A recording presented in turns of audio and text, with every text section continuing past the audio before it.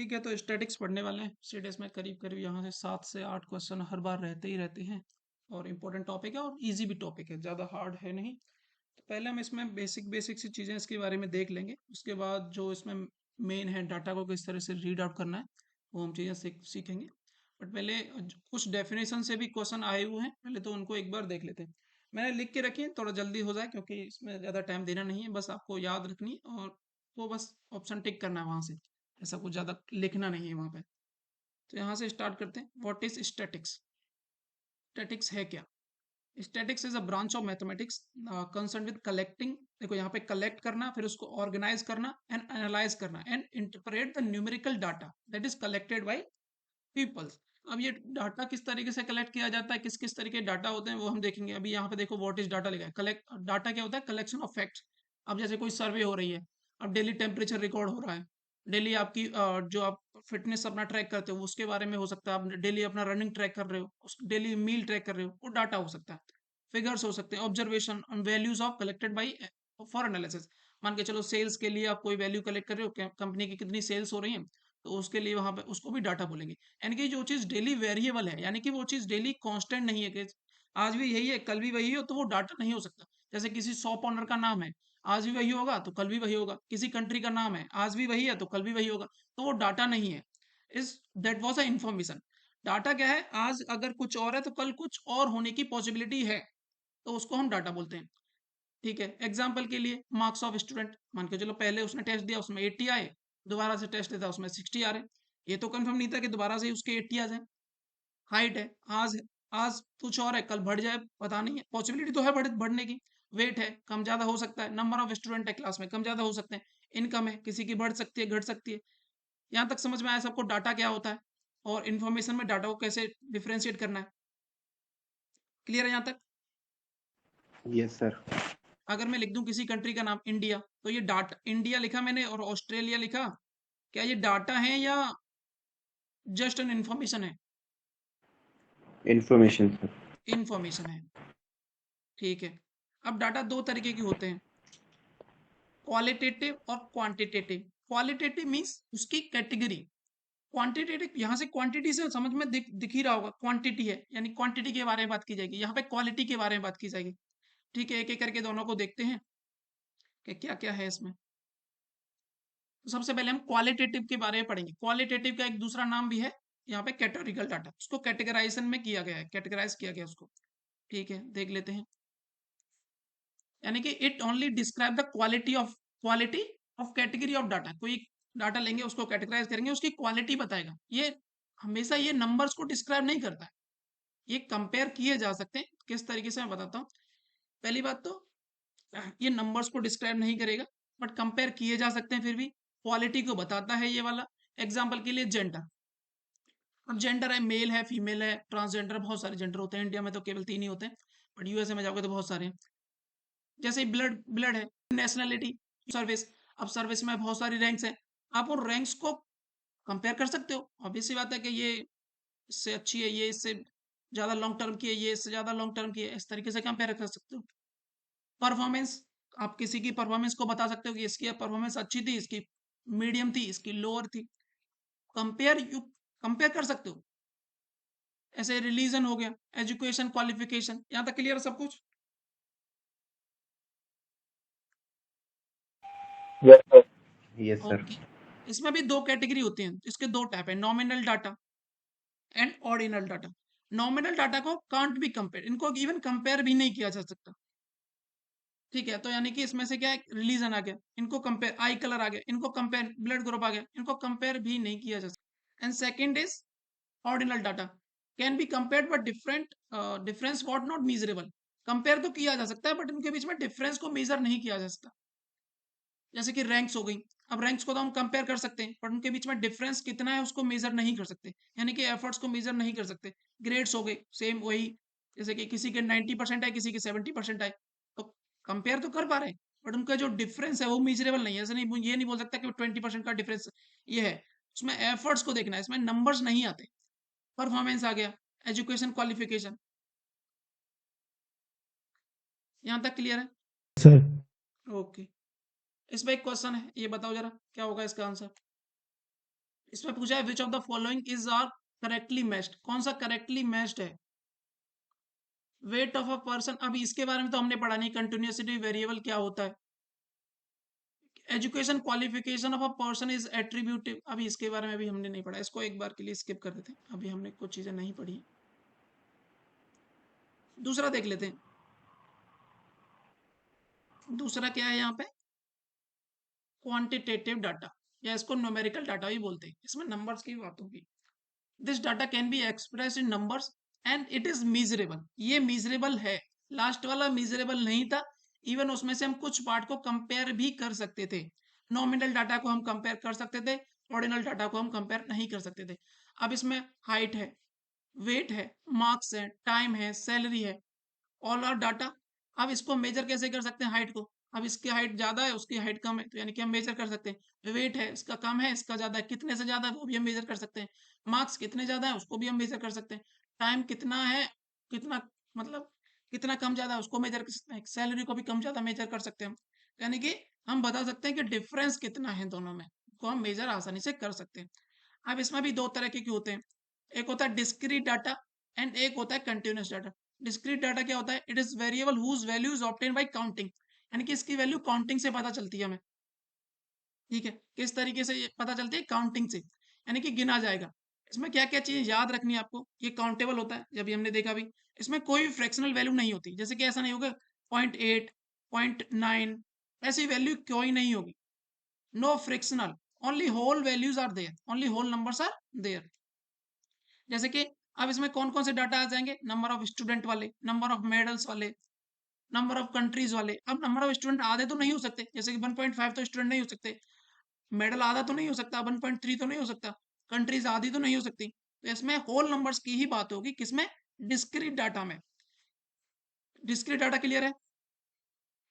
ऐसे ही continuous data है, ये हमारा सबसे मेन काम का डाटा है, कंटिन्यूस डाटा, यहीं से पूरा स्टैटिक्स बेस्ड है, इसी पे बेस्ड है पूरा स्टैटिक्स।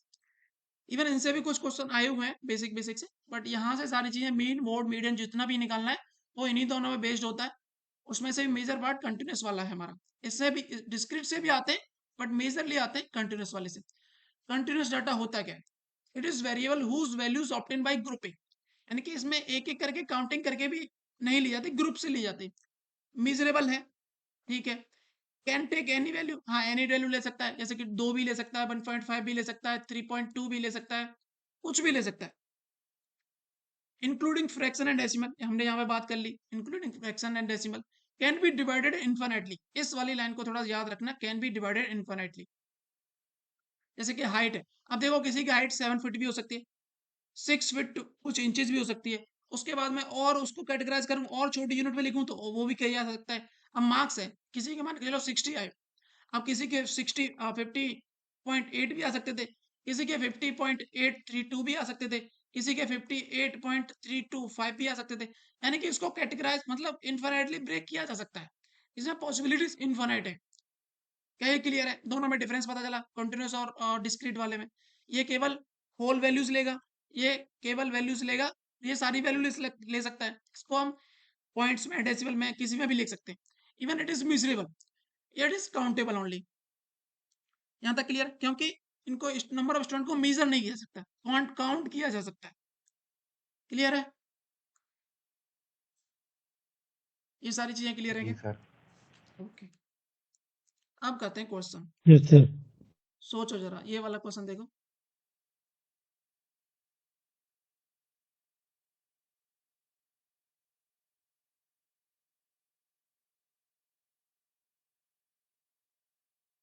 अब इसमें क्या नंबर ऑफ क्रेडिट कार्ड्स है, क्या क्रेडिट कार्ड को काउंट किया जा सकता है, हाँ किया जा सकता है, तो यानी कि क्वालिटेटिव तो नहीं होगा, क्वांटिटेटिव होगा, यानी कि अब उसमें से भी क्वांटिटेटिव, ये वाला ऑप्शन तो गया हमारा, और ये इसी को हम कैटेगोरिकल बोलते थे, दोनों एक ही थे, qualitative and categorical both are same. अब एक ऑप्शन बचता है डिस्क्रीट वाला, डिस्क्रीट वाले में कि मैंने क्या बताया था कि होल वैल्यूज ले सकता है, केवल काउंट भी कर सकते हैं, काउंट कर सकते हैं, तो मैंने क्वांटिटेटिव की तरफ गया मैं, और होल वैल्यू ले सकता है, तो इसलिए मैं जाऊंगा डिस्क्रीट डाटा की तरफ। ऐसा नहीं कि आपके पास क्रेडिट कार्ड हो के 1.5, मेरे पास मतलब 1.5 क्रेडिट कार्ड है, 2.5 क्रेडिट कार्ड है, ऐसा तो नहीं हो सकता। कौन सी वैल्यू होगी, डिस्क्रीट वाली होगी। क्या क्लियर है ये वाला क्वेश्चन। Yes sir. जी सर। सेकंड वाला ट्राई करो।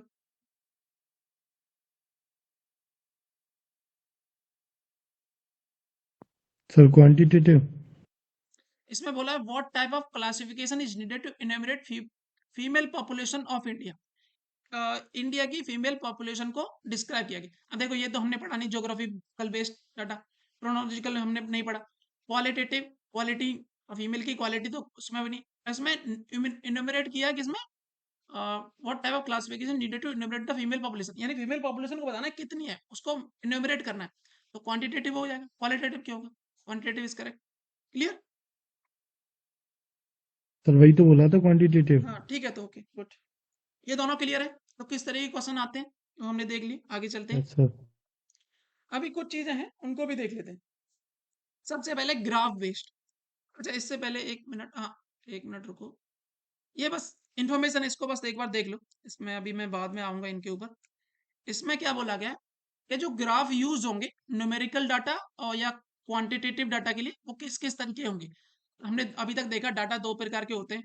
एक पहले देखा क्वालिटेटिव, दूसरा देखा क्वांटिटेटिव। इसमें हमने दो देखे डिस्क्रीट एंड यहाँ पे दूसरा देखा था कंटिन्यूस। इसमें भी हमने दो देखे ऑर्डिनल एंड नॉमिनल। अब इनके लिए कौन कौन से ग्राफ यूज होते हैं वो हम देखने वाले हैं। तो सबसे पहले हम देखने वाले हैं क्वांटिटेटिव के बारे में, न्यूमेरिकल के बारे में। अब इसमें दो तरह के ग्राफ यूज होते हैं। अगर आप हमें पता था कि डिस्क्रीट और कंटिन्यूस दो ही तरह के डाटा थे उसमें, जो हमने उसको डिवाइड किया था और ज्यादा सब टाइप किए थे उसके। तो डिस्क्रीट डाटा के लिए हम बार चार्ट बनाते हैं। अब ये बार चार्ट होता क्या है इसको हम थोड़ी देर में देखेंगे। कंटिन्यूस डाटा के लिए हम क्या क्या यूज करते हैं, उसके लिए हम histograph, frequency polygon, frequency curve, polygon, ओलिगमी ओलिगमी ओलिमी ऑगिम में भी दो तरह के आते हैं, less than ogive, more than ogive. इसको भी हम देखेंगे। इसके हम, आपको एक मतलब कभी भी कहीं ऑगिव दिख जाए तो यानी कि वो कहीं ना कहीं रिलेटेड है मीडियन से। इसको आप हमेशा से एक कुछ भी मान के रख सकते हो कि ऑगिव दिखा यानी कि मीडियन से कहीं ना कहीं रिलेटेड है ही है। ठीक है। दूसरा ग्राफ किस किस के लिए, क्वालिटेटिव और कैटेगरिकल डाटा के लिए कौन कौन से यूज होते हैं। इसमें भी हमने देखे थे, नॉमिनल था, एक ऑर्डिनल था। ऑर्डिनल के लिए बार चार्ट यूज होता है, जैसे यहाँ पे डिस्क्रीट के लिए हो रहा है। नॉमिनल के लिए क्या है, बार चार्ट भी होता है, पाई चार्ट होता है। अब ये क्या क्या होते हैं, pie chart, bar chart, histogram, frequency polygon, frequency curve, ogive, ये क्या क्या होते हैं वो देखेंगे एक एक करके। पहले ये वाला क्वेश्चन आप ट्राई कीजिए। इसमें बोला है कि कंसीडर द फॉलोइंग स्टेटमेंट। पहला स्टेटमेंट दिया है pie diagrams are suitable for categorical data. क्या ये सही है? करो नहीं इसको सर। अटेम्प्ट। पाई किस में आया था?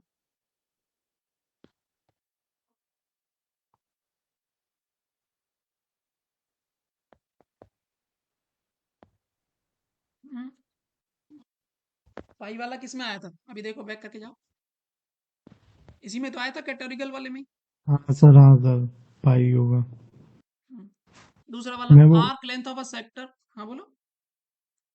नहीं, वो नीचे वाला याद आ गया था कि बाई वो होता है ना अकेला बार चार्ट। ये तो तो दोनों क्वालिटेटिव में तो दोनों ही है ना। उसने हाँ सर। क्वालिटेटिव के बारे में पूछा तो क्वालिटेटिव तो दोनों को कमेंट करके चलता है। तो जैसे कि अगर मैं पूछूं डाटा, तो अगर मैं पूछूं कि डाटा किस किस को रिप्रेजेंट कर सकते हैं, किस किस ग्राफ से डाटा को रिप्रेजेंट कर सकते हैं, सारे ही होंगे मेरे, क्योंकि डाटा के अंदर ही तो सारी चीजें आ रही हैं जी। डिस्क्रीट, कंटिन्यूअस, नॉमिनल, अच्छा। ऑर्डिनल। सेकंड वाला, the arc length of a sector of a pie diagram is proportional to the value of इस कंपोनेंट। इसको हम पढ़ेंगे कि पाई डायग्राम कैसे काम करता है। तो यहाँ भी ये वाला भी सही है। अभी के लिए इसको बस लिख लेना, जो भी करना है इसके बारे में। ओके आगे चलते हैं। अब देख लेते हैं डाटा। डाटा स्टैटिकल डाटा क्या होता है बेसिकली, हम पता है, मैंने बता भी दिया है अभी थोड़ी देर पहले। Those things, those are variable change time to time, जो change time to time change होते हैं उनको स्टैटिकल डाटा बोलते हैं। अब जैसे यहाँ पे डेली टेम्परेचर बोल दूं मैं, एक daily temperature record, daily fitness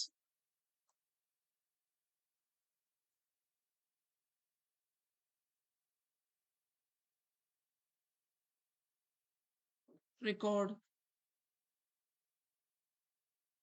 यही बस सारी चीजें बस, कोई भी चीज जो चेंज हो रही है टाइम टू टाइम वो क्या है, स्टैटिकल डाटा है। यानी कि वो इंफॉर्मेशन नहीं है, वो एक डाटा है। स्टैटिकल डाटा मीन्स चेंज होता रहता है टाइम टू टाइम। क्लियर है ये वाला? इसमें कुछ भी आ सकता है। क्लियर है क्या यस या सर। नहीं है बताओ? क्लियर? इसमें एक क्लियर। एग्जांपल है, ये वाला करो।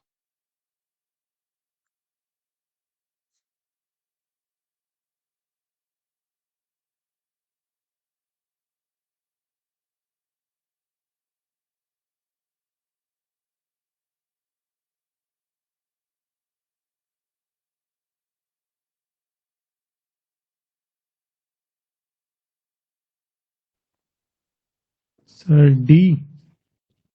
डी। ओके। देखो इसमें क्या पूछा है, स्टैटिकल डाटा कौन सा रिप्रेजेंट करता है, कौन सा इसमें से है? तो इसमें पूछा name of all owner of shop located in shopping complex. क्या ये एक डाटा है या इन्फॉर्मेशन है? पहला वाला इन्फो है, क्योंकि किसी का नाम ना तो आज चेंज होगा ना कल चेंज होगा, वो तो सेम ही रहने वाला, तो यानी कि पहला तो गलत हो गया। दूसरा, list giving all the name of all state of India, ये भी कभी चेंज नहीं होने वाली है। उत्तर प्रदेश का नाम उत्तर प्रदेश ही है, तो मतलब मेजर ऑफ द टाइम तो सेम ही रहने वाला है, हालांकि चेंज भी हुए हैं पास्ट में, but most of the time ये इन्फॉर्मेशन ही काउंट की जाती है। ठीक है। अब थर्ड वाला, a list of all European country and their respective capital cities, वो भी सेम ही रहने वाली। अब लास्ट वाला देखो, a volume of rainfall in certain geographical areas recorded every month for consecutive 24 month, यानी कि लगातार 24 महीने तक रेनफॉल को रिकॉर्ड किया गया है। ये तो डेली चेंज हो रही हो, हर महीने चेंज हो रही होगी, यानी कि D is a statistical data. Clear है सबको? तो आप पहचान पाओगे किस तरीके का डाटा स्टैटिकल होता है, इन्फॉर्मेशन दी जाए तो। बस डिफरेंशिएट करना है इन्फॉर्मेशन को डाटा को। क्लियर है? जी सर। ओके।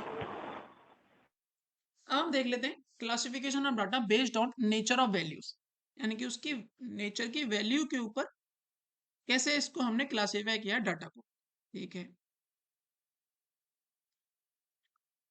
यानी कि नेचर ऑफ वैल्यू का मतलब है किस तरीके से डाटा को कलेक्ट किया गया है, क्या सोर्स है हमारा।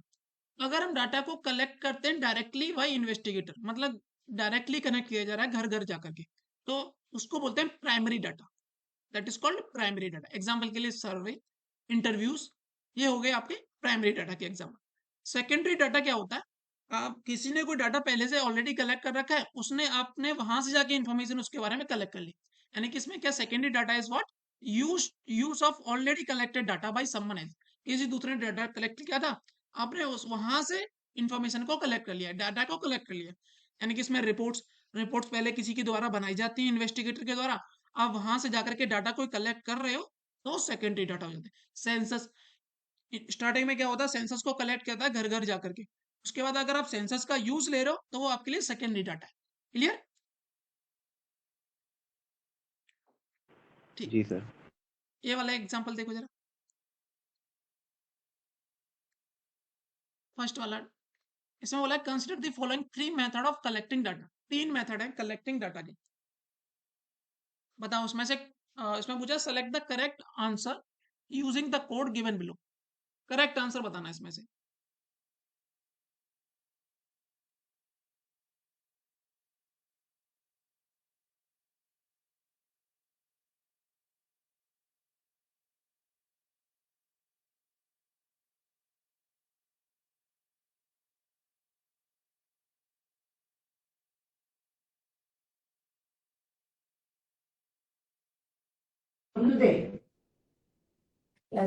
बी वाला B. B. Okay, let's check. अब देखो इसमें क्या बोला है, collecting the data from government offices. Government office से डाटा कलेक्ट किया है तो किस तरीके का होगा, सेकेंडरी। क्योंकि मैंने क्या बताया, प्राइमरी डाटा इज कलेक्टिंग, मतलब वो कलेक्ट किया था इंडिविजुअल के द्वारा, एक एक करके, सिंगल्स, मतलब one by one, collected directly by investigator. अब यहाँ से क्या किया, कलेक्टिंग डाटा फ्रॉम ऑफिस से, किसी ऑफिस से कलेक्ट कर लिया गया, यानी कि सेकेंडरी डाटा की तरफ जाने वाला है। दूसरा, collecting data from public libraries, ये भी कौन सा होगा, ये भी सेकेंडरी डाटा होगा, लाइब्रेरी से कलेक्ट किया गया। तीसरा वाला क्या है, collecting data by telephonic interviews, interview लेके डाटा कलेक्ट किया जा रहा है, तो ये कैसा होगा, प्राइमरी डाटा। तो इसमें कौन सा ऑप्शन हो जाएगा, ऑल थ्री? नहीं, इसमें बोला कि 1 2 are secondary and 3 is primary. Yes, it is correct. क्या सभी को समझ में आया किस तरीके से ये डील करने, किस तरीके question? Yes sir. Okay, second वाला ये वाला ट्राई कीजिए।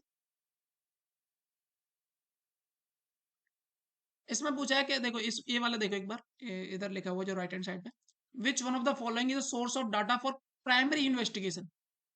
प्राइमरी इन्वेस्टिगेशन के लिए कौन सा इसमें से सोर्स होगा डाटा कलेक्ट करने के लिए, बताओ जरा। क्या न्यूज़पेपर होगा?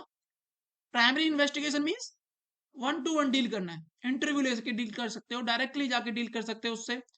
तो न्यूज़पेपर तो डायरेक्टली आपको डील नहीं कराएगा उससे, मैगजीन तो नहीं डील कराएगा। क्वेश्चनर, क्वेश्चनर मींस क्वेश्चन करके, क्वेश्चन पूछा फिर उसके बाद मैंने लिखा, क्वेश्चन पूछा फिर उसके बाद डाटा कलेक्ट किया, यानी कि ऑप्शन सी इज करेक्ट।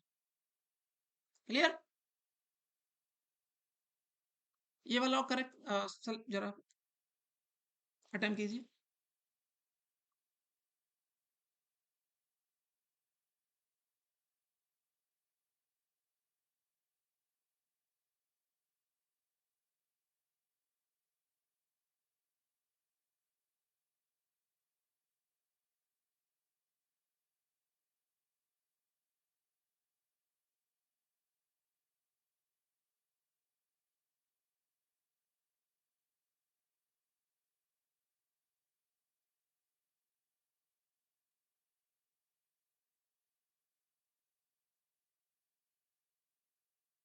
भाई देखो इसमें क्या लिखा है, the data which are collected from unit और individual responded directly for the purpose of certain study. तो हो गया, कौन सा वाला डाटा हो गया? The data which are collected from the unit और individual responded directly for the purpose of certain study और information on nor primary data. Correct है, यही तो होता था प्राइमरी डाटा। यूनिट से, इंडिविजुअल से डायरेक्टली उसने जाके रिस्पॉन्ड करके पूछा है, उसने पर्पस मतलब उस स्टडी के लिए उसने कलेक्ट किया है, तो ये प्राइमरी डाटा होगा। दूसरा बोला, बोला डाटा ऑब्टेन इन सेंसस स्टडी और प्राइमरी डाटा, ये तो डाटा नहीं होगा, ये तो सेकेंडरी होगा। क्लियर? तो only one is correct. Clear है? यस कोई सर। डाउट है? तो इसमें बोल क्यों नहीं रहते, काफी टाइम हो गया था। क्लियर है ना? हाँ सर। ओके, जी सर। ओके आगे चलते हैं। एक सेकेंड, एक सेकेंड, ये हमारे अभी काम के नहीं है, बहुत सारी चीजें इसमें से।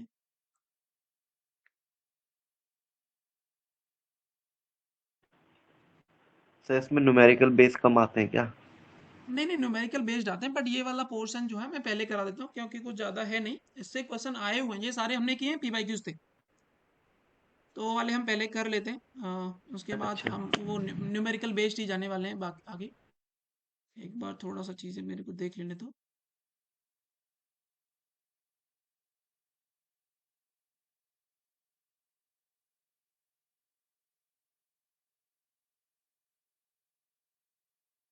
ठीक है, इसमें से अभी कुछ नहीं करना, बाकी इसमें हम कल डील करेंगे। अभी आगे स्टार्ट करते हैं, कुछ चीज़ों को देखते हैं। अच्छा पहले मेरे को एक एग्जांपल बताओ, अगर मैं यहाँ पे लिखता हूँ मार्क्स, जैसे मैंने मार्क्स लिख दिया, तो ये किस तरीके का डाटा है? ये डिस्क्रीट है या कंटिन्यूस है? ये डिस्क्रीट है या कंटिन्यूस डाटा है? कंटिन्यूअस। बताओ कौन सा वाला? कंटिन्यूअस। कंटिन्यूस, क्योंकि marks can be in fraction and decimals, किसी के 45.6 मार्क्स भी आ सकते हैं। डिस्क्रीट वाले में केवल हम होल नंबर्स के बारे में बात करते थे। ठीक है, अगर मैं यहाँ पे लिखता हूँ स्टूडेंट्स, तो ये किस तरीके का डाटा होगा? डिस्क्रीट होगा या कंटिन्यूस होगा? डिस्क्रीट। Discrete sir. डिस्क्रीट होगा, क्योंकि जिन चीज़ों को हम डेसिमल नहीं कर सकते वो डाटा हो जाते हैं तुम्हारे डेसिमल वाले, सॉरी हाँ डेसिमल नहीं कर सकते उनको, वो हो जाते हैं डिस्क्रीट वाले। इनको हम डेसिमल में काउंट कर सकते हैं, वो हो जाते हैं आपके कंटिन्यूस वाले। यहाँ तक कोई परेशानी किसी को? अब एक एक करके हम ग्राफ्स पढ़ने वाले हैं, ग्राफ्स पे किस किस तरीके से आते हैं। तो सबसे पहले एक बार मैं इंटरवल पढ़ा देता हूँ, क्लास इंटरवल क्या होता है।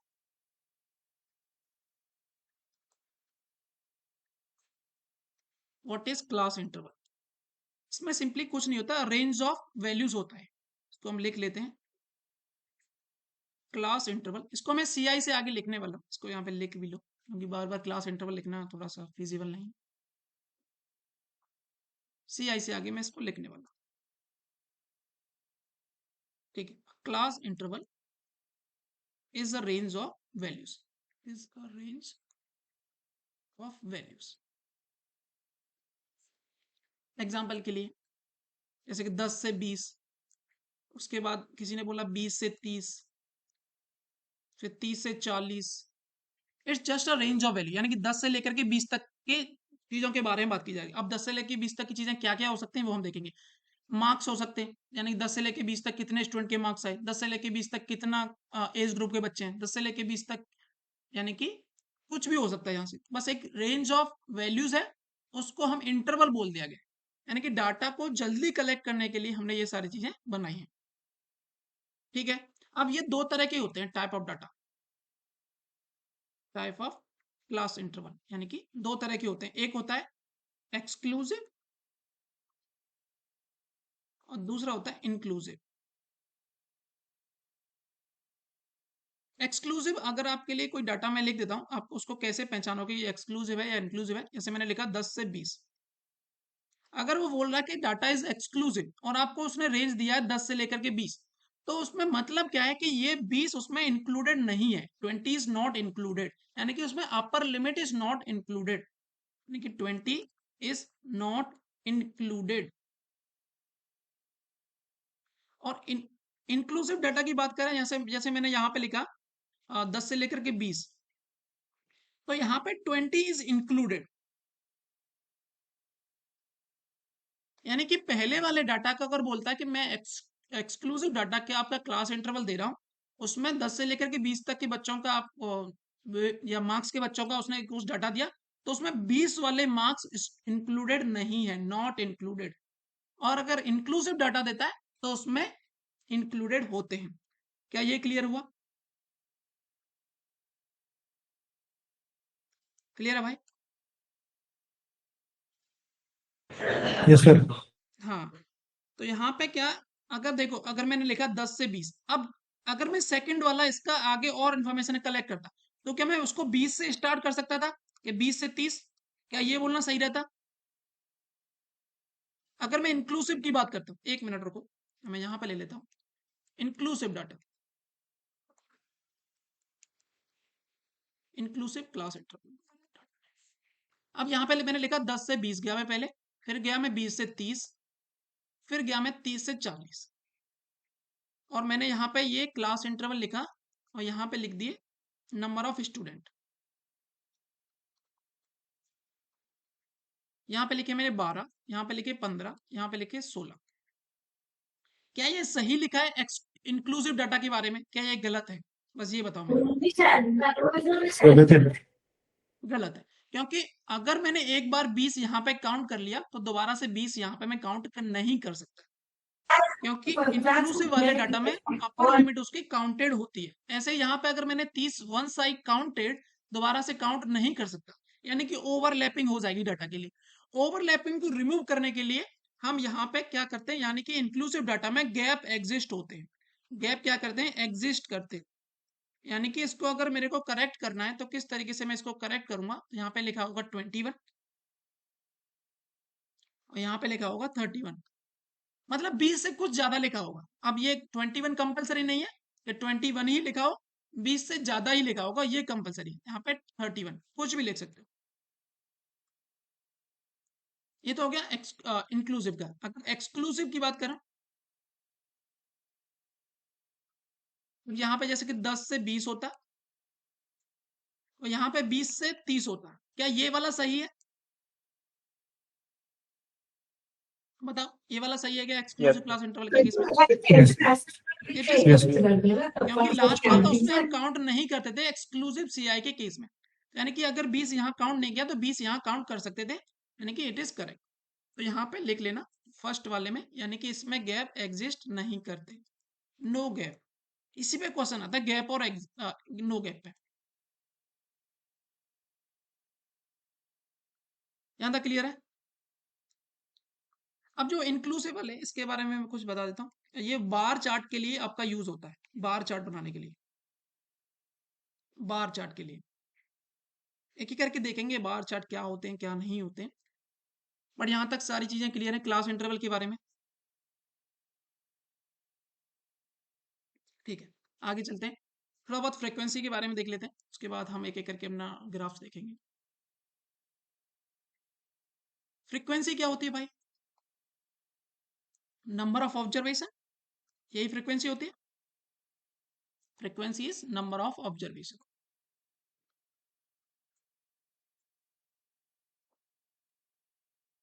ठीक है, देख लो जरा, क्लास इंटरवल दिया है आपका, उसके बाद फ्रीक्वेंसी दी है, जैसे कि यहाँ पे मैंने लिखा 0 से लेके 10, उसके बाद यहाँ पे लिखा 5, यहाँ पे लिखा फिर मैंने 10 से लेके 20, यहाँ पे लिखा, यहाँ पे मैंने लिखा 10। अब ये किस तरीके का डाटा है, कोई बता सकता है कि मेरे को, इंक्लूसिव है या एक्सक्लूसिव है?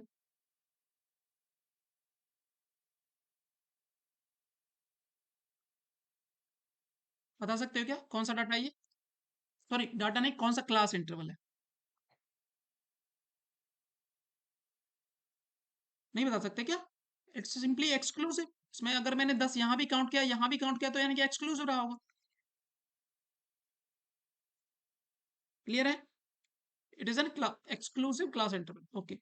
फ्रीक्वेंसी का मतलब क्या है? 0 से लेकर 10 के बीच में, अब मान के चलो ये मार्क्स होते हैं या कुछ भी हो सकता था, नंबर ऑफ स्टूडेंट्स हो सकते हैं, वर्कर्स हो सकते हैं, पेन हो सकते हैं, quantity, anything, frequency can be anything. अब 0 से लेकर 10 क्या हो सकता है? रेट हो सकता है किसी का, यानी कि 0 से लेकर 10 रुपए के बीच में मैंने 5 पेन खरीदे, कोई पेन मैंने 1 रुपए का खरीदा, कोई पेन मैंने 2 रुपए का खरीदा, मतलब 5 पेन खरीदे, पहला मैंने खरीदा 2 रुपए का, तीसरा दूसरा खरीदा 7 रुपए का, यानी कि 0 से लेकर 10 तक के बीच में मैंने 5 पेन खरीदे, और उस 5 पेनों का रेट कुछ भी हो सकता था, यानी कि इट जस्ट एन इंटरवल, यानी कि रेंज है इसके, 0 से लेकर 10 तक के बीच में मैंने 5 चीजें खरीदी हैं। अब यहाँ पे मान के चलो 0 से लेकर 10 तक की एज ग्रुप के बीच में 5 यहाँ पे मैंने पर्सन काउंट किए हैं, तो इट कैन बी एनीथिंग। अब यहाँ पे इट इज फ्रीक्वेंसी। समझ में आया क्या होता है फ्रीक्वेंसी? क्लियर यस है भाई? सर। ओके। अब चलते हैं अपने हिस्टोग्राम की तरफ, उस मेन टॉपिक है अभी। अभी हमने बेसिक बेसिक सारा कुछ कर लिया है, अब चलते हैं हिस्टोग्राम, एक एक करके सभी को देखते हैं। पहली बात तो हिस्टोग्राम होता क्या है, दिखता कैसा है? ये एक रेक्टेंगुलर काइंड ऑफ फिगर है, मतलब इस तरीके के दिखता है आपको, कभी भी अगर आपको देखना हो तो इस तरीके की चीजें दिखेंगी इसमें, आपने देखा होगा हमेशा, पेपर्स में भी आता है कभी कभार। और ये बनता कैसे है वो उसके ऊपर हम बात कर लेते हैं। ठीक है। अच्छा, हिस्टोग्राम किसके लिए यूज होता था बता सकते हो क्या? मैंने कहाँ पे लिखवाया था हिस्टोग्राम, कौन से वाला डाटा के लिए यूज होता था? डिस्क्रीट या continuous?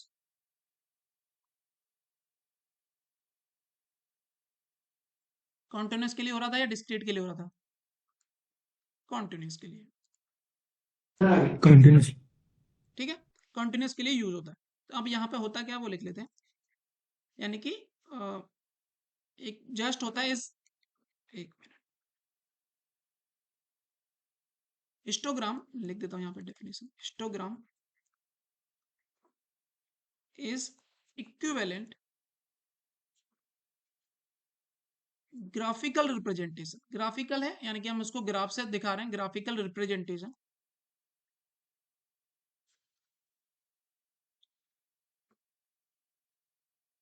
Of a frequency distribution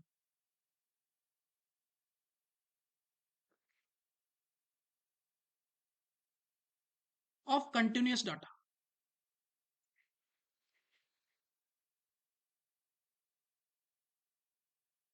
using, क्या यूज करते हैं हम इसमें? Adjacent rectangle.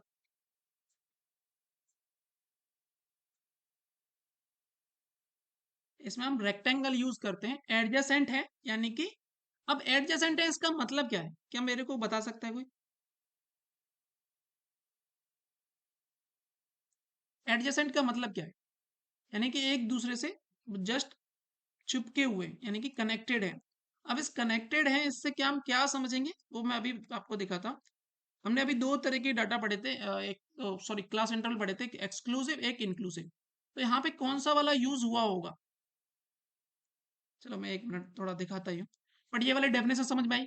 हिस्टोग्राम क्या है? Is just an graphical representation of frequency distribution of continuous data, continuous data की जो फ्रीक्वेंसी डिस्ट्रीब्यूशन है उसको ग्राफिकल रिप्रेजेंट करता है, किसको यूज करते हुए? एडजेसेंट रेक्टेंगल को यूज करते हुए। क्लियर है? इसमें अगर एग्जांपल की बात करनी हो, जैसे कि मार्क्स ऑब्टेन बाय स्टूडेंट्स,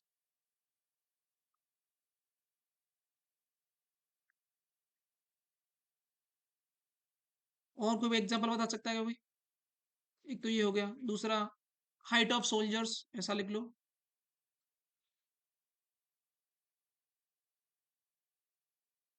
और कोई एग्जांपल? टाइम टेकन के ऊपर बात कर लो, time taken to complete a task.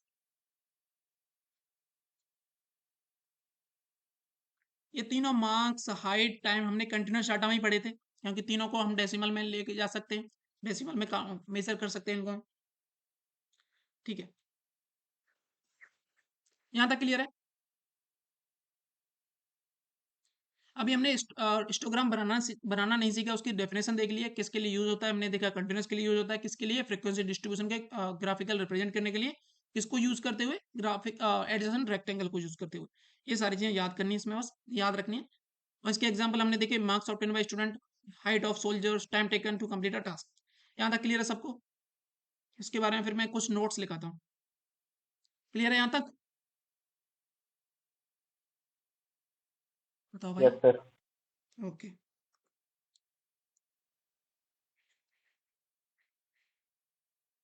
एक दो क्लास है इसकी, बाकी कल खत्म हो जाएगा ये वाला ऐसे टॉपिक। उसके बाद हम mean, mode, median, standard deviation, ये सारी चीजें ही पढ़ रहे होंगे, क्योंकि उनमें कुछ ऐसा है नहीं, एक बार बताना है, उसके बाद आप कुछ खुद ही कर लोगे। बट ये वाली चीजें थोड़ी सी ट्रिकी होती हैं, इनमें डेफिनेशन नहीं पता होगी तो आप नहीं कर पाओगे।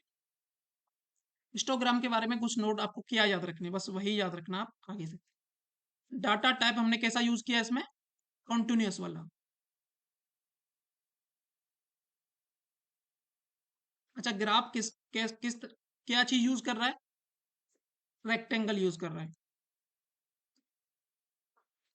उसके बाद गैप्स इसमें एग्जिस्ट करते हैं या नहीं करते हैं? अच्छा, गैप्स एग्जिस्ट करते हैं या नहीं, मैं यहाँ दिखा देता हूँ इसमें क्या क्या होता है। यहाँ तक वैसे क्लियर था या नहीं था? इसमें जो एक्स एक्सिस होता है वो हम यहाँ पे अपना क्लास इंटरवल को रिप्रेजेंट करते हैं, और वाई एक्सिस पे हम फ्रीक्वेंसी को करते हैं। वाई एक्सिस पे क्या करते हैं? फ्रीक्वेंसी को। एक मिनट यहाँ बना ही लेते हैं।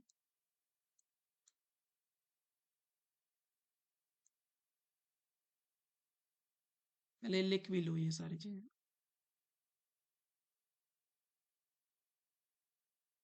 एक्स एक्सिस क्लास इंटरवल, दूसरा वाई एक्सिस फ्रीक्वेंसी।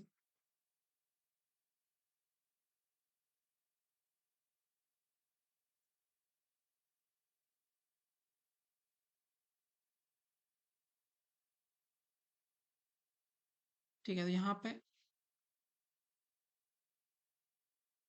ये है आपका एक्स एक्सिस और ये है आपका वाई एक्सिस।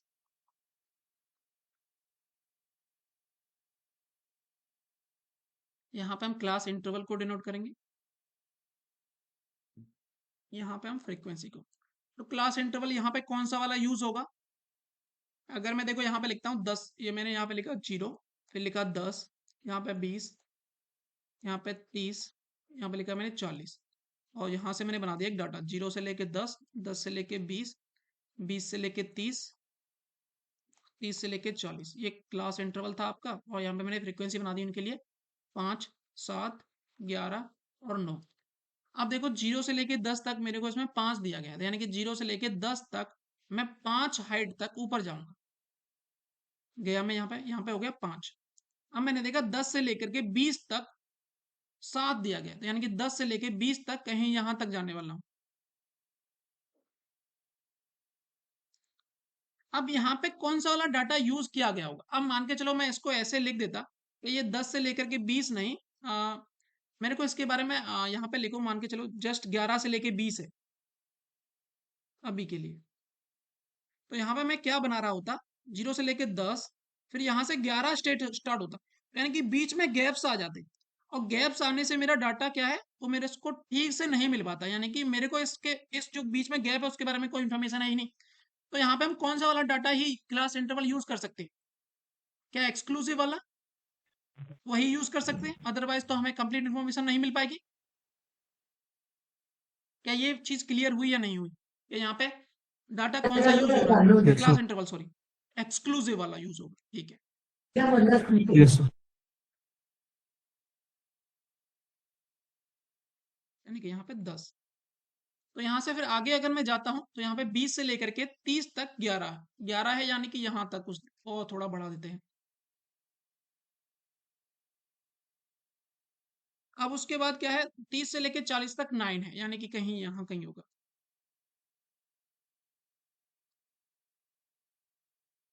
ये कहीं 9 है, ये कहीं 11।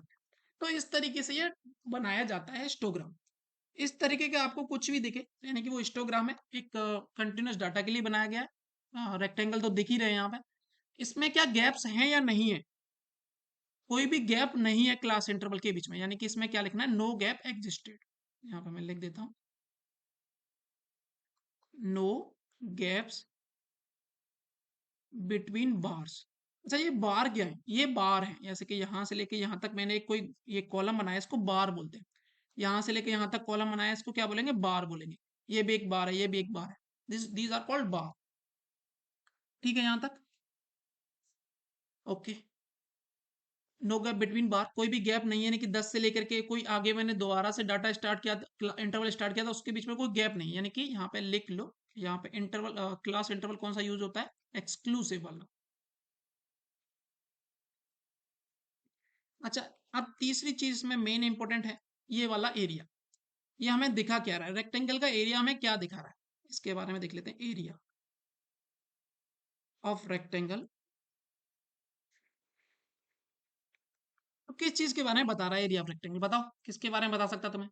अब मेरे को पता है कि सबके लिए क्लास इंटरवल उतना ही है, 10 से लेके 20, 10 का गैप है, 10 20 से लेके 10, 10 से लेके 20, 10 का गैप है, यहाँ से लेके यानी कि ये तो सब सेम ही है, गैप तो सब में सेम है, यानी कि length of rectangle is same, यानी कि रेक्टेंगल की जो लेंथ है वो तो सबके लिए सेम है।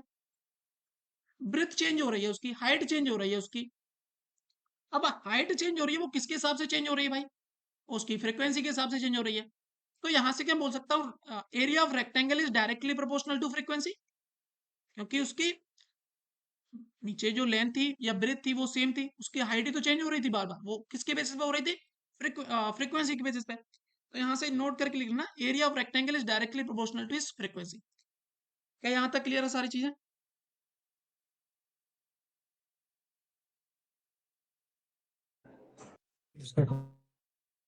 क्लियर है भाई।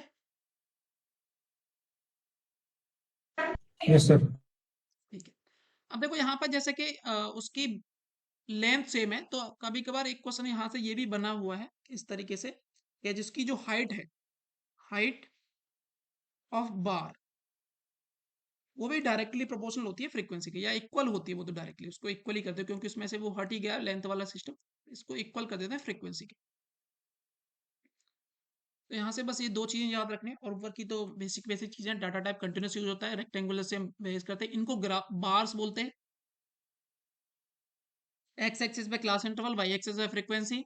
क्लास इंटरवल किस तरीके का यूज होता है इसमें, एक्सक्लूसिव वाला। Area of rectangle is directly proportional to frequency, यानी कि जितना एरिया उतनी ज्यादा फ्रीक्वेंसी। अब हाइट ऑफ बार वो फ्रीक्वेंसी के बराबर ही होती है, और इस हिस्टोग्राम के लिए केवल, हिस्टोग्राम के लिए केवल क्या होता है, जो हाइट होती है बार की वो इक्वल होती है फ्रीक्वेंसी के बराबर। यहाँ तक सारी चीजें क्लियर हो गई होंगी,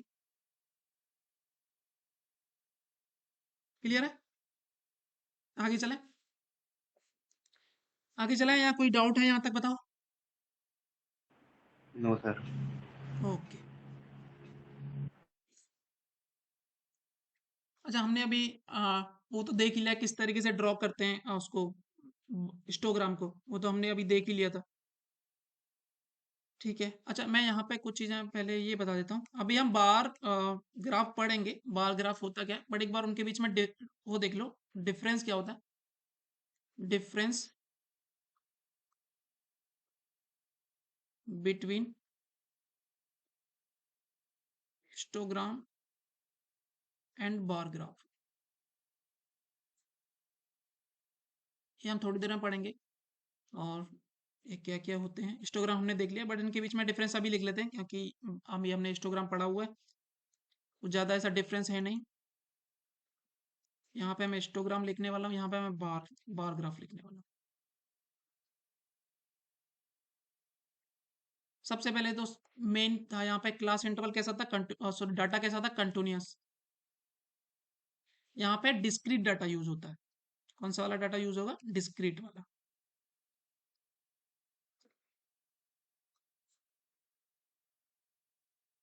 ठीक है, उसके बाद यहाँ पे देखें तो गैप्स नहीं थे, नो गैप। इसके बीच में गैप्स होंगे, गैप्स बिटवीन बार्स। ये बिटवीन लिखता हूँ मैं इस तरीके से, नहीं समझ में आया किसी को तो it's a sign of between, gaps between bars. Bars हमने देख लिया, एक रेक्टेंगुलर टाइप का जो भी बना हुआ होता है सेम, उसको बार्स बोलते हैं। उसके बाद यहाँ पे इसकी जो विथ होती है, यानी कि विथ विथ विथ क्या होगी, मतलब इसके बारे में, जैसे कि जो क्लास इंटरवल था उसी को हम विथ बोलते हैं एक्चुअल में। यहाँ पे यहाँ से यहाँ तक ये वाला, इसको हम विथ बोलते हैं। यानी कि with is meaningful, meaningful in the sense वो क्लास इंटरवल को दिखा रही है। यहाँ पे लिख लेते हैं विथ इज मीनिंगफुल, यानी कि उसका कुछ मीनिंग तो है। और ये भी लिख लो shows class interval. Shows class interval लिखूं या exclusive class interval? Shows exclusive class interval. इसकी विथ का कोई मीनिंग नहीं है, width has no meaning, no meaning. क्यों नहीं है वो हम थोड़ी देर में देखेंगे। उसके बाद इसका एरिया, एरिया क्या दिखा रहा था हमको? फ्रीक्वेंसी के बारे में बता रहा था। इसका एरिया का कोई मतलब नहीं है, बट इसमें हाइट मैटर करती है, हाइट मैटर्स। ऐसा करके लिखो, ओनली हाइट मैटर्स।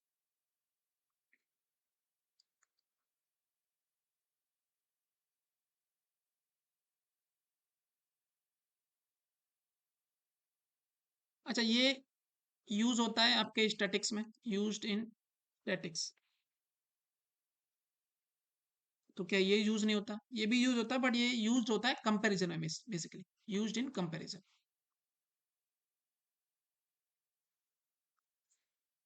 ये सारी चीजें याद रखनी बार ग्राफ के बारे में और हिस्टोग्राम के बारे में, क्या क्या दोनों में डिफरेंस है, इससे ज्यादा नहीं याद रखना है। बेसिकली यहाँ तक सारी चीजें क्लियर हैं, तो आगे बढ़े हम, बताओ। अच्छा, एक चीज और, अगर हिस्टोग्राम के बारे में एक चीज और यहाँ से याद रख लेना। अगर आपको क्लास इंटरवल इंक्लूसिव दिया है, तो पहले आपको उसको एक्सक्लूसिव में कन्वर्ट करना पड़ेगा। उसके बाद आपको वहां से उसको उसका हिस्टोग्राम बना सकते हैं। वो किस तरीके से करते हैं वो हम देखते हैं। मेरे को यहाँ पे लिख लो, हिस्टोग्राम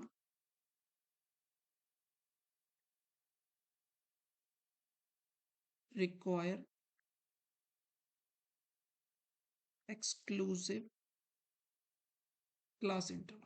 ये तो हमें पता ही था, एक्सक्लूसिव क्लास इंटरवल होता है इफ नॉट गिवन, या ऐसे लिख लेते हैं, if inclusive class interval is given,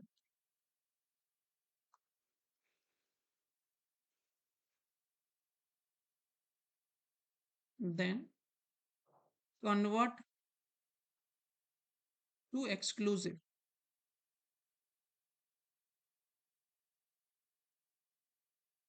first. यानी कि उसको पहले एक्सक्लूसिव में कन्वर्ट करना है, तो उसके बाद ही हम आगे हिस्टोग्राम बना सकते हैं। अदरवाइज तो हम उसका हिस्टोग्राम नहीं बना सकते थे।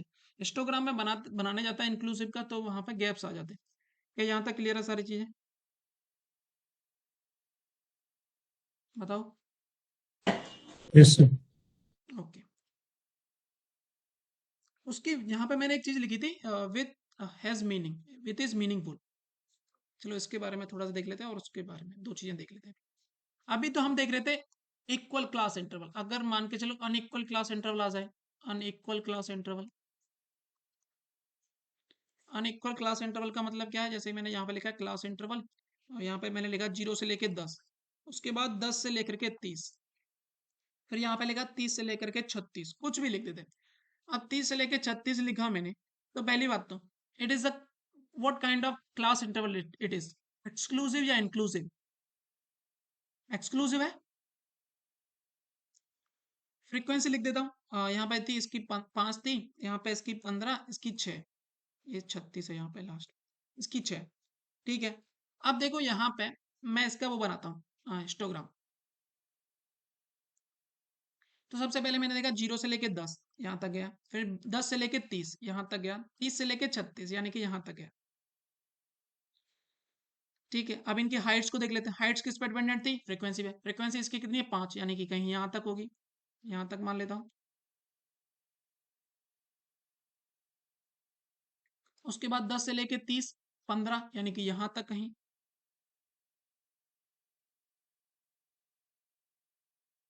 उसके बाद क्या है 30 से लेके 36 6 है यानी कि कहीं यहाँ। तो ये इसका हिस्टोग्राम बन गया। क्या हिस्टोग्राम तो आप आगे से बना पाओगे, कभी भी अगर दिया जाए तो उसको मतलब बनाना तो नहीं है आपको, और उसमें से किस तरीके से इंफॉर्मेशन कलेक्ट करनी है। अगर ये हिस्टोग्राम दे दे, पूछे कि इसको डाटा के फॉर्म में मतलब रिप्रेजेंट करो, क्या आप बना सकते हो?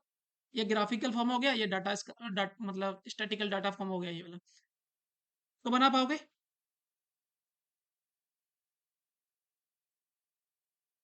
बना पाओगे भाई? Yes sir. Yes sir. Okay. Yes यहाँ सर। पे एक चीज थी, लास्ट वाले केस में क्या था, इक्वल जब क्लास इंटरवल था तो मैंने बोल दिया था फॉर इक्वल क्लास इंटरवल, तो मैंने बोल दिया था कि height is equal to frequency, वहां तो मैंने ये बोल दिया था। बट फॉर अनइक्वल के लिए, जैसे अभी हम यहां देख रहे हैं, for unequal class interval height इसमें उसके बराबर नहीं होती, हाइट डज नॉट यानी कि is not equals to frequency, height frequency के बराबर नहीं होती। ठीक है, हाइट फ्रीक्वेंसी के बराबर नहीं होती है, तो यहाँ पे अब मैं क्या लिखूं? जैसे मैंने ये तो बना तो दिया, जैसे यहाँ पे मैंने बोल दिया था ये 5, ये उसके बाद 15, उसके बाद ये 6, बट ये करेक्टेड नहीं थे, तो यहाँ पे अब क्या लिखना चाहिए, इसलिए मैंने वहां पे लिखी नहीं थी, बट मैंने बस बना दिया था कि हाँ ये उससे ऊपर ही होने वाला है, ये इससे नीचे ही होने वाला है। तो यहाँ पे अब क्या होगा वो देख लेते हैं। पर ये समझ में आया कि यहाँ पे क्लास इंटर जो उसकी हाइट होगी फ्रीक्वेंसी डायरेक्टली नहीं लिख सकता, 5 15 6 वो नहीं लिख सकता डायरेक्टली। अब नहीं लिख सकता तो क्या लिखना चाहिए, यानी कि इसमें जो हाइट होती है वो इक्वल्स टू होती है फ्रीक्वेंसी डिस्टेंस डेंसिटी के, फ्रीक्वेंसी डेंसिटी के। अब ये फ्रीक्वेंसी डेंसिटी क्या होती है तो हम देख लेते हैं, पर यहाँ तक क्लियर है क्या? क्लियर? ओके। यहाँ पे मैं लिख देता हूँ फ्रीक्वेंसी डेंसिटी। फ्रीक्वेंसी डेंसिटी कुछ नहीं होता, आपका जो फ्रीक्वेंसी दी है उसको क्लास इंटरवल से डिवाइड कर देते हैं, ये हो जाती है आपकी फ्रीक्वेंसी डेंसिटी। तो इस वाले की फ्रीक्वेंसी डेंसिटी कितनी आएगी जरा बताओ? इसका क्लास इंटरवल कितना है, 0 से लेके 10, और इसकी फ्रीक्वेंसी कितनी थी 5, तो इसकी फ्रीक्वेंसी डेंसिटी कितनी आएगी? 0.5। नहीं आएगी क्या? इसके लिए अगर मैं निकाल रहा हूं तो मैंने इसकी फ्रीक्वेंसी डेंसिटी देखी, तो वो थी इसका जो फ्रीक्वेंसी थी 5 थी और क्लास इंटरवल था 10, यानी कि 0.5 ही तो आएगी, यानी कि ये 0.5 है यहाँ से लेके। ये वाला क्लियर है या नहीं है बताओ? बताओ भाई क्या हुआ, कुछ समझ नहीं आया तो बताओ। Yes sir. क्लियर है ना? तो इसके लिए बताओ जरा यस कितने सर। आने वाली है फ्रीक्वेंसी डेंसिटी, सेकंड वाले के लिए बताओ।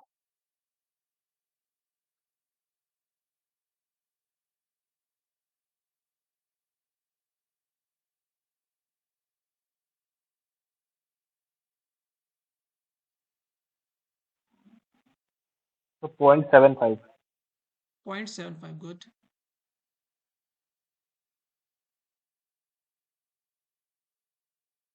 0.75। थर्ड वाले के लिए कितने आने वाली है? 1। 1। ओके, तो यानी कि यहाँ से मेरे को ये पता चला कि डाटा फ्रीक्वेंसी अगर उसमें कम ज़्यादा है तो डायरेक्टली अनइक्वल के लिए तो मैं डायरेक्टली नहीं बना सकता, तो यहाँ से 1 आई है तो इसको यहाँ से रफ करते हुए थोड़ा सा ऊपर बनाना पड़ेगा, यानी कि कहीं यहाँ कहीं बन रही होगी। ठीक है भाई, क्लियर है? तो यहाँ पे अनइक्वल क्लास इंटरवल के लिए क्या क्या चीजें याद रखनी है, जो उसका वाई एक्सेस है वहां पे हम किसको रिप्रेजेंट कर रहे हैं, फ्रीक्वेंसी डेंसिटी को, और एक्सेस पे उसके क्लास इंटरवल को। फ्रीक्वेंसी डेंसिटी क्या होती है, इंपॉर्टेंट है, काफी क्वेश्चन आए हुए हैं, 2 3 क्वेश्चन आए हुए हैं। फ्रीक्वेंसी अपॉन क्लास इंटरवल, इसमें हाइट के बराबर नहीं होती है जो उसकी फ्रीक्वेंसी होती है, फ्रीक्वेंसी डेंसिटी के बराबर उसकी हाइट होती है इसमें। क्या यहाँ तक क्लियर है भाई?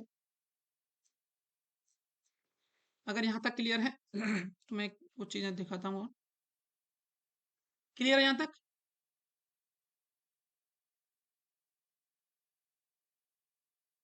बताओ बताओ। Yes sir. ओके।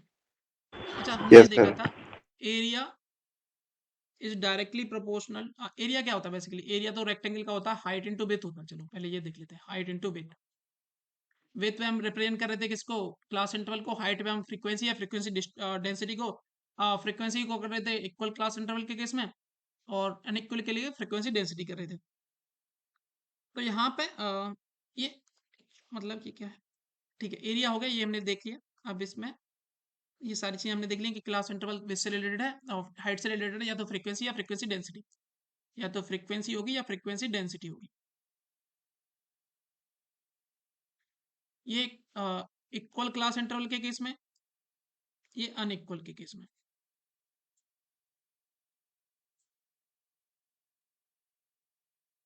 ठीक है, एरिया पर डिपेंडेंट है, ये चीज याद रखना। ठीक है, मैं कुछ यहाँ पे एक क्वेश्चन लिखता हूँ आपके लिए, उसको बताना जरा।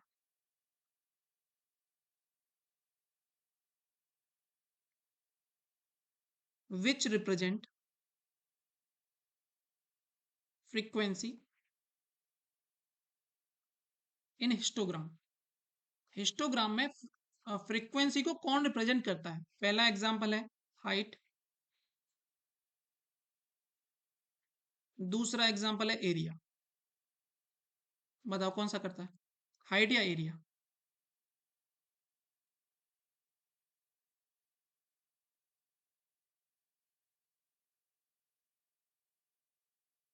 ऐसे पूछा है कि which represent frequency in histogram. Histogram में फ्रीक्वेंसी को कौन रिप्रेजेंट करता है?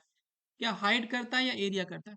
हाइट को हमने देखा था केवल इक्वल क्लास इंटरवल वाले केस में तो काम आ रहा था, बट जैसे ही हमने उसका विथ चेंज किया तो फ्रीक्वेंसी चेंज हो गई। यानी कि फ्रीक्वेंसी मींस फ्रीक्वेंसी डेंसिटी या फ्रीक्वेंसी दोनों एक ही बात है, वो चेंज हो गई।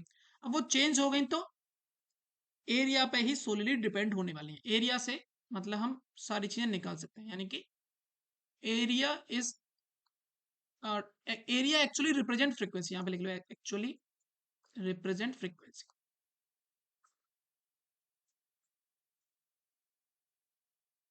देखो यहाँ पे क्या था, हाइट को अगर मैं क्लास इंटरवल से मल्टीप्लाई कर देता हूँ, एक मिनट, ये फ्रीक्वेंसी डेंसिटी, ये क्लास इंटरवल, ये frequency.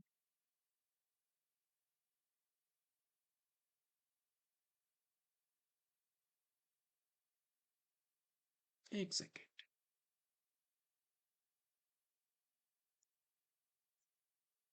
How should I connect area with that?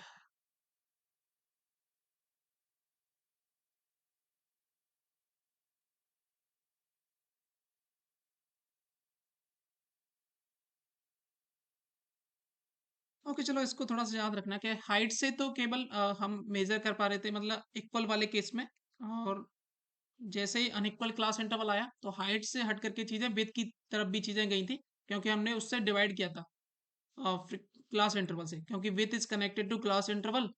तो हमने जब फ्रीक्वेंसी डेंसिटी निकाली तो वहां पे था frequency upon class interval, frequency density वाला केस। इसको थोड़ा सा याद रखना कि इन हिस्टोग्राम वो एरिया पे सोली डिपेंड होती है उसकी फ्रीक्वेंसी। क्लियर है? क्लियर है भाई? Yes sir. क्योंकि विथ उसकी इधर उधर हो सकती है, कम ज्यादा हो सकती है, बट उसका जो एरिया है वो तो वही मैटर करने वाला है, at the end area he matter करने वाला है। क्लियर है या नहीं है? Yes sir. ओके। हिस्टोग्राम के कुछ टाइप हैं वो और देख लेते हैं, बस हम टाइप टाइप देखेंगे, ज्यादा इसमें कुछ है नहीं टाइप ऑफ हिस्टोग्राम, क्योंकि इससे अपनी तरफ कुछ ज्यादा क्वेश्चन नहीं आए हैं। टाइप ऑफ हिस्टोग्राम तीन तरह के होते हैं, सिमेट्रिकल, दूसरा होता है पॉजिटिव स्क्यू, पॉजिटिवली स्क्यूड, और तीसरा होता है नेगेटिवली स्क्यूड।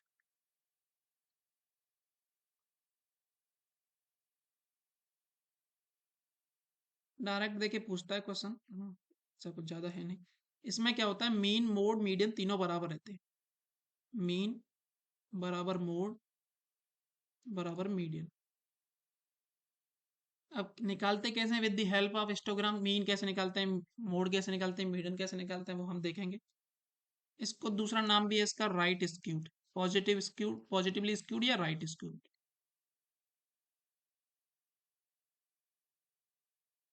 ठीक है, अब इसमें क्या होता है, जो मीन होता है वो सबसे बड़ा होता है, उसके बाद होता है, नहीं, हाँ, मीन बड़ा होता है, और उसके बाद मीडियन। मीडियन हमेशा बीच में रहता है सबके लिए, और मोड छोटा हो जाता है इसमें। अब इसमें क्या होगा, मीन छोटा हो जाएगा, उसके बाद मीडियन बीच में ही रहने वाला है, और मोड सबसे बड़ा हो जाएगा। ये चीज याद रखना। इसका जो ग्राफ बनता है वो बेल शेप बनता है, यानी कि एकदम सिमेट्रिक बेल शेप है। किस तरीके का? Bell shape. अब जैसे कि इसमें दिख रहा है पॉजिटिवली स्क्यूड है या राइट वर्ड स्क्यूड है, तो यानी कि ये राइट की तरफ थोड़ा स्क्यू हो जाएगा, मतलब शिफ्ट हो जाएगा। यानी किस तरीके से बनेगा ग्राफ? इस तरीके के। यानी कि इसका जो टेल है, जो एक, वो राइट में चला जाता है, ये वाला टेल। यानी कि इसको यहाँ पे लिख लेना अगर लिखना है तो। यानी कि लॉन्ग टेल, उसका जो टेल था, जो लंबा वाला टेल है, वो राइट में है। Long tail in right. अगर इसका मेरे को बनाना हो तो मैं कैसे बनाऊं?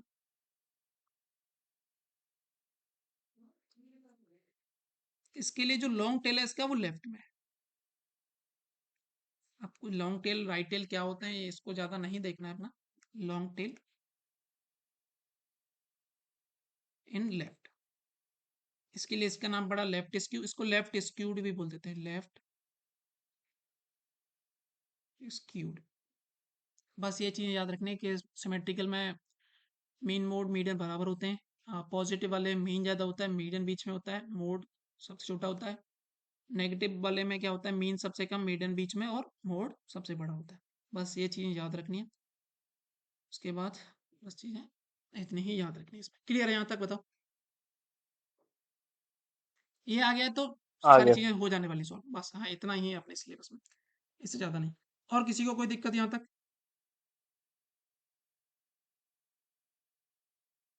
यहाँ तक नहीं तो किसी सर। को दिक्कत नहीं है भाई? अच्छा, एक चीज़ बताओ जरा, एक क्वेश्चन और मैं आपसे पूछता हूँ। थोड़ा सा है, मतलब ये ऐसा टॉपिक स्टार्टिंग में थोड़ा सा डाटा बेस्ड ज़्यादा है, उसके बाद लैंग्वेज बेस्ड इनिशियली है, उसके बाद तो फिर डाटा बेस्ड ज़्यादा होने वाला है। अच्छा, अगर मैं हाइट को मतलब, अच्छा, उसकी क्लास विथ को मैं बढ़ा देता हूँ, जैसे कि क्या मिलने वाला, what happen if class width या class interval is double in histogram.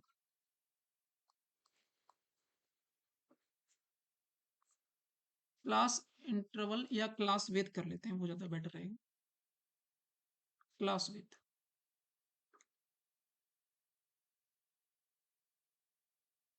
अगर मैं क्लास विथ को बढ़ा देता हूँ हिस्टोग्राम में, तो उससे उसकी हाइट पे क्या इफेक्ट पड़ने वाला है?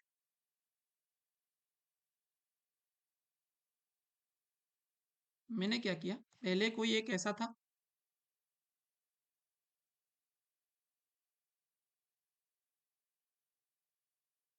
अब मैंने क्या किया, ये इसकी क्लास विथ थी, मैंने इनको बढ़ा दिया, डबल कर दिया, यानी कि ये ऐसा बनाया, उसके बाद ये मैंने ऐसा बनाया, ठीक, और उसको मैंने डबल कर दिया, यहाँ से यहाँ तक लेके यहाँ तक, यहाँ। अरे मान लो ये 0 से लेके 5 था, ये 5 से लेके 10 था, ये 15 था, ये 20 था। अब मैंने क्या किया, 0 से लेके 10 कर दिया, 10 से लेके 20 कर दिया, ये 30 कर दिया, ये 40 कर दिया। मैंने उनके क्या किया, क्लास विड्थ को डबल कर दिया। तो उससे उसकी हाइट पे क्या इम्पैक्ट पड़ने वाला है? Impact on height.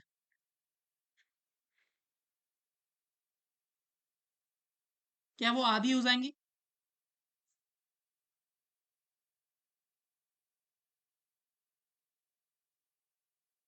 बताओ। Gets half. नहीं आएगा समझ में? क्योंकि मैंने क्या बताया, हिस्टोग्राम के केस में एरिया मैटर्स करता है at the end. Area matters, यानी कि एरिया सेम रहना चाहिए उसका। अगर एरिया सेम रहना चाहिए तो सेम ही, हम एक ही डाटा की बात कर रहे हैं। एक ही डाटा को मैंने पहले इस तरह से रिप्रेजेंट किया, फिर मैंने इस तरीके से रिप्रेजेंट किया। अगर पहले उसकी हाइट इतनी थी, अब उसके बाद क्या होगी, कम होगी, आधी होगी, क्योंकि मैंने इस वाले डाटा को मैंने क्लास विड्थ को बढ़ा दिया है, क्योंकि एरिया तो सेम ही रहने वाला है। एरिया क्या होता है, जिसकी जो हाइट थी और क्लास विड्थ थी। अगर मैंने विड्थ को डबल किया तो एरिया को सेम करने के लिए हाइट को आधा होना पड़ेगा। क्या ये क्लियर है या नहीं है? कुछ ज्यादा हो गया क्या? ये पूछ रहा हूँ, कुछ ज्यादा हो गया क्या? नहीं सर। नहीं हुआ ना? हाँ तो ठीक है, चलते हैं। ये अपना हो गया, इसके बारे में सारी चीजें होगी। हिस्टोग्राम के बारे में, हिस्टोग्राम से इतने ज्यादा अभी तक नहीं पूछा गया। आगे चलते हैं। अब सारी चीजें सेम ही है मोस्टली, बहुत सारी चीजें जल्दी हो जाने वाली। फ्रीक्वेंसी पॉलीगन देख लेते हैं सबसे पहले। अच्छा, फ्रीक्वेंसी पॉलीगन किसके लिए यूज किया था हमने? कौन से वाले डाटा को रिप्रेजेंट करने के लिए हम यूज करते थे फ्रीक्वेंसी पॉलीगन का? या कंटिन्यूस वाले कोई करते थे? यही तो करते थे। नहीं ध्यान है क्या?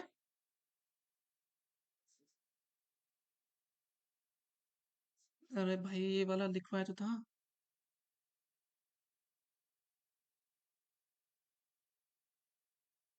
ये वाला देखो, for continuous data use histogram. हमने इसके बारे में सारी चीज देख ली है। अब देखेंगे फ्रीक्वेंसी पॉलीगन के बारे में। तो फ्रीक्वेंसी पॉलीगन के किसके लिए यूज करते हैं? कंटिन्यूस डाटा के लिए। अगर कंटिन्यूस डाटा के लिए यूज करते हैं तो क्या होता है वो देख लेते हैं। ये भी हिस्टोग्राम की तरह होता है, बट इसमें थोड़ा सा डिफर होता है उससे। इसमें क्या हुआ, यहाँ पे लिख लेता हूँ, इट इज लाइन ग्राफ।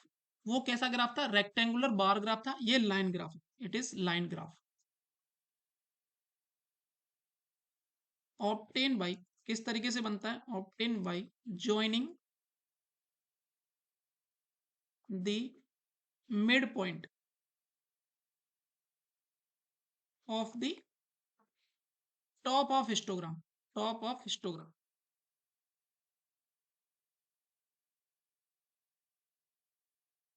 जो हिस्टोग्राम बनाया था, जैसे कि अगर मैं यहाँ पे कोई हिस्टोग्राम बनाता हूँ,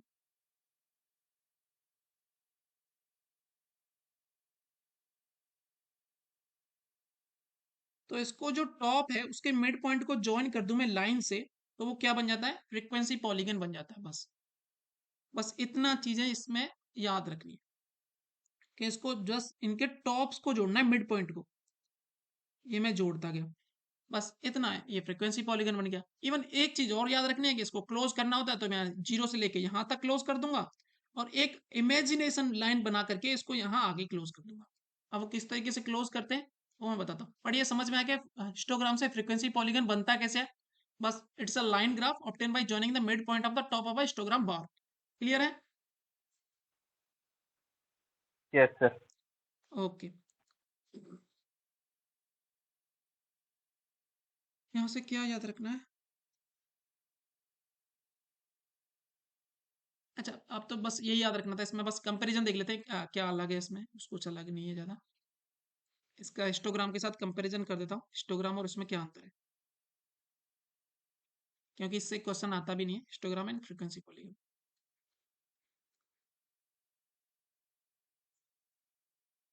सबसे पहले इसमें रेक्टेंगल यूज हो रहे थे,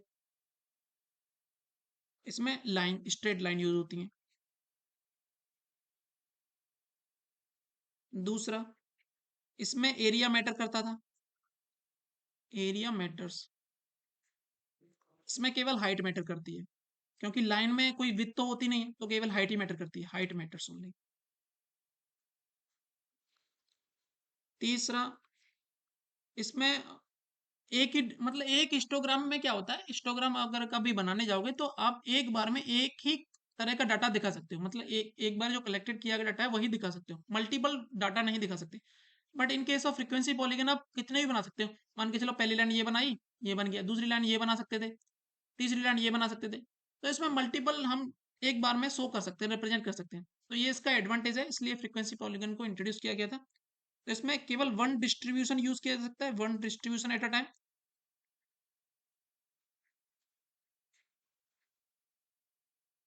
इसमें मल्टीपल डिस्ट्रीब्यूशन।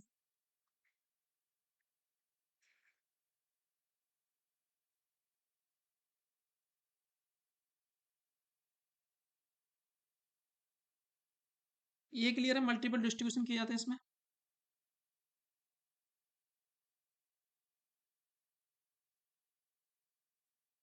क्लियर है यहाँ तक?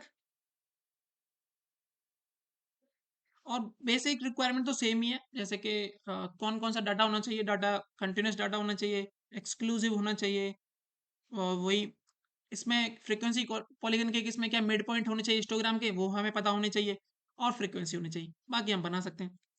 एक बार देख भी लेते हैं, बेसिक रिक्वायरमेंट एक बार लिख देता हूँ।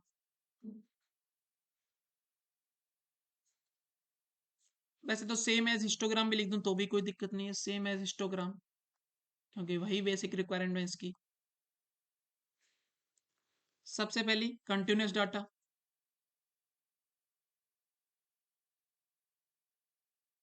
दूसरा एक्सक्लूसिव क्लास इंटरवल, तीसरा क्लास मिड पॉइंट रिक्वायर्ड, यानी कि क्लास के मिड पॉइंट रिक्वायर होते हैं, mid points required.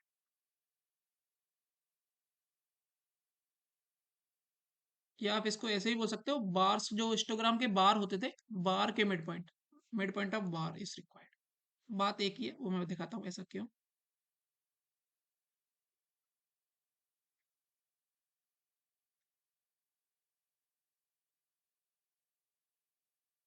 Fourth frequency और दे दो, बाकी मैं बना दूंगा फ्रीक्वेंसी पॉलीगन। जैसे कि एक एग्जांपल ले लेते हैं, क्लास इंटरवल लिया मैंने 0 से लेके 10, 10 से लेके 20, और 20 से लेके 30।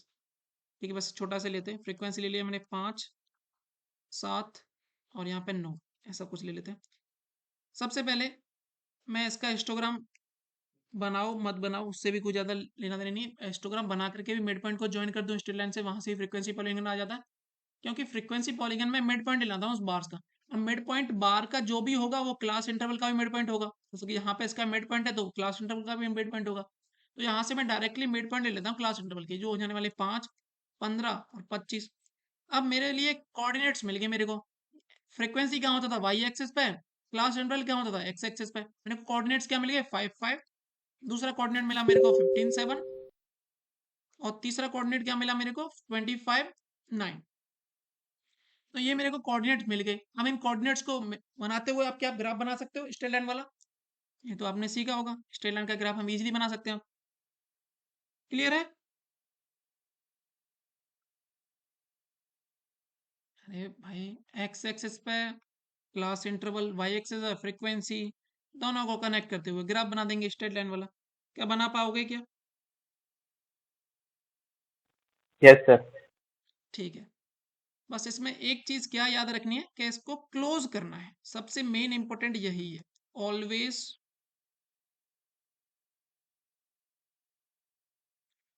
Close the frequency polygon.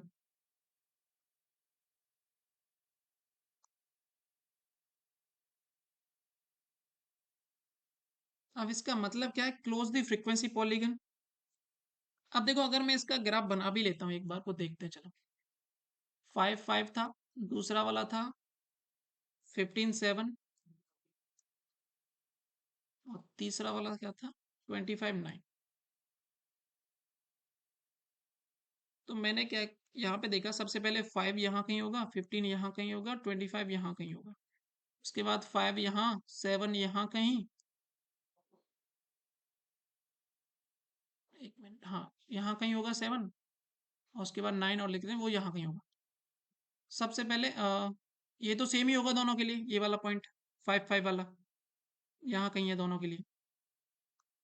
और ये 15 और 7 वाला यहाँ हो जाएगा, 15 और 7 वाला ये हो जाएगा यहाँ पे 25 और 9 वाला पॉइंट। इनको बस कनेक्ट करना था स्ट्रेट लाइन से, मैंने किया ये कनेक्ट किया, उसके बाद ये कनेक्ट किया।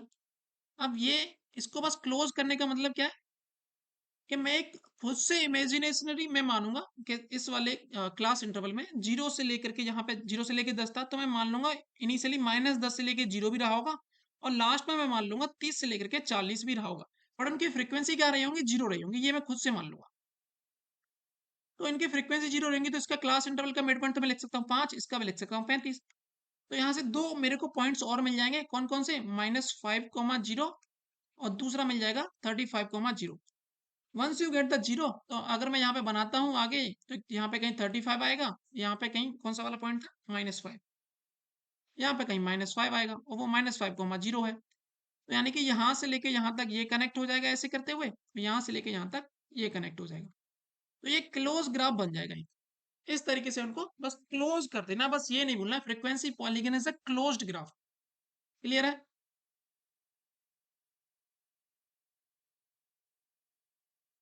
क्लियर है भाई? सर ये एक्स एक्सिस में जो नंबर लिए वो फिर से बताइए। हाँ, एक्स एक्सिस पे जो नंबर लिए हैं वो मैंने लिए क्लास इंटरवल के आधे। तो मेरे को जो क्लास इंटरवल दिया गया था उसका मैंने मिड पॉइंट ले लिया बस, 0 से लेकर के 5, इनका मिड पॉइंट क्या होगा, सॉरी 0 लेकर 10, इनका मिड पॉइंट होगा 5, 10 से लेकर 20, इनका मिड पॉइंट 15 होगा, 20 से मिड पॉइंट मीन्स अब मीन भी निकाल सकते हो, दोनों को जोड़ो 2 से डिवाइड दो, दोनों को जोड़ दो 2 से डिवाइड दो, दोनों को जोड़ो 2 से डिवाइड दो, दीज आर मिड पॉइंट। बस याद क्या रखना, फ्रीक्वेंसी पॉलीगन के केस में जिसको ग्राफ को क्या करना था, क्लोज करना था, उसके लिए मैंने दो अपने से इमेजिनरी क्लास इंटरवल माने उसी इक्वल लेंथ की। अब यहाँ से देखो -10 है 0, और उनकी फ्रीक्वेंसी मैंने 0 ले लेंगे क्योंकि वो मैंने खुद से माने थे, बस उसको क्लोज करने के लिए। क्लियर है? सर तो उसमें अब कुछ भी मान सकते हैं। कुछ भी इन द सेंस, एक तो उनकी लेंथ इक्वल होनी चाहिए, उनकी मतलब विड्थ इक्वल होनी चाहिए, 0 से लेकर 10 तक, 10 की मतलब उसके बीच में गैप है, तो 10 का ही मानना पड़ेगा, और फ्रीक्वेंसी 0 ही माननी पड़ेगी, ये कंपलसरी, क्योंकि मेरे को क्लोज करना है। अगर और कुछ मान लोगे तो ये ग्राफ कभी क्लोज ही नहीं होगा। अगर मान लेते तो अब -5,1 तो यहीं पे अटक जाता, तो ये ग्राफ क्लोज ही नहीं होगा।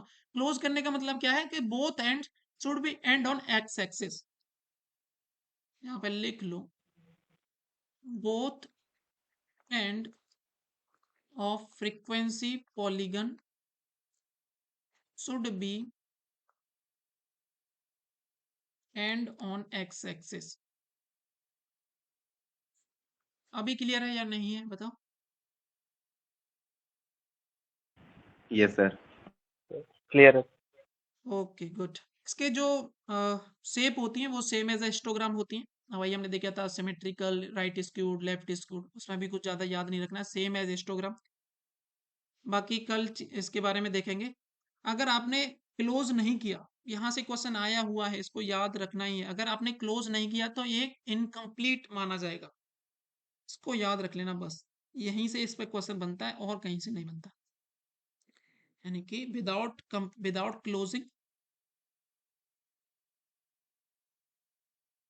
Frequency polygon is incomplete. बस ये याद रखना है। इसका जो एक्सट्रीम एंड्स होते हैं उसी को हम मैंने बोल दिया बोथ एंड्स, एक्सट्रीम एंड यानी कि right end and left end, they both should touch axis या एंड ऑन एक्स एक्सिस। बाकी कल कुछ और बचे हैं, जैसे कि हमारा फ्रीक्वेंसी कर्व बचा है, तीसरा वाला फ्रीक्वेंसी कर्व। उसके बाद एक बचता है आपका ऑगिव, ये थोड़ा सा इंपॉर्टेंट है, इस पे क्वेश्चन थोड़े से आए हुए हैं। उसके बाद यही इस तरह के ग्राफ थे। हाँ, एक पाई चार्ट बचता है, उसके बाद एक बार चार्ट बचता है, बस यही बचते हैं आपके। उसके बाद तो फिर अपना मीन मोड मीडियन यही चीज़ें चलने वाली हैं। कल की क्लास में आधे घंटे में स्टार्टिंग में ये सारी चीज़ें खत्म हो जाएंगी। बाकी ज़्यादा लंबा टॉपिक भी नहीं है, 5 दिन में मैक्स टू मैक्स कवर हो जाएगा, मैक्स टू मैक्स 5 दिन। ओके, आज के लिए बस इतना ही है। और बाकी लोग जिन्होंने अपना ट्रिग्नोमेट्री के लेक्चर्स देखे हैं और उनके पीवाईक्यूज भी करने हैं, और डिस्कस करने के लिए एक बार कंप्लीट हो जाए मेरे को बताना, हम उसको डिस्कस कर लेंगे। बाकी तो यही क्लास एंड है। ओके, किसी को कोई डाउट हो तो वो पूछ सकता